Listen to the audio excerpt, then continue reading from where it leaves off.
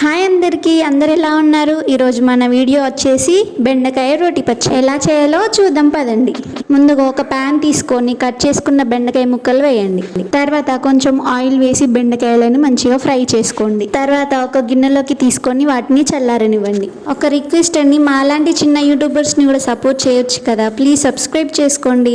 Subscribe చేసుకున్నారా? Okay, thank you. ఇప్పుడు మళ్ళీ అదే గిన్నెలో కొంచెం ఆయిల్ వేసి కట్ చేసుకున్న మిర్చీలు, టమాటోలు, 4-5 వెల్లుల్లి రెబ్బలు వేసి కలుపుకోండి. అవి మంచిగా మగ్గినాక ఒక ప్లేట్లోకి తీసుకొని చల్లారనివ్వండి. అవి చల్లారినాక ఒక మిక్సీ గిన్నెలోకి తీసుకొని కాస్త ఉప్పు, కాస్త కొత్తిమీర వేసి మిక్సీ పట్టండి. మనకి పేస్ట్ రెడీ అయిపోయింది కదా, ఇప్పుడు పోపు వేద్దాం. మళ్ళీ అదే ప్యాన్ తీసుకొని కాస్త ఆయిల్, ఆవాలు, జీలకర్ర, పోపు దినుసులు, ఒక ఎండు మిర్చి, కరివేపాకు, కాస్త కొత్తిమీర వేసి కలుపుకోండి. కాస్త పసుపు కూడా వేయండి.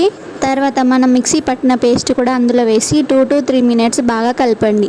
ఆ పోపు అంతా పచ్చడికి బాగా పట్టుతుంది. అంతే అండి, సింపుల్ అండ్ టేస్టీ బెండకాయ పచ్చడి రెడీ. నేను చెప్పినట్టుగా మీరు ట్రై చేస్తారని అనుకుంటున్నాను. మీరు ట్రై చేసినాక మీకు ఎలా వచ్చిందో నాకు కామెంట్ చేయండి. మీ కామెంట్స్ కోసం ఎదురు చూస్తూ ఉంటాను.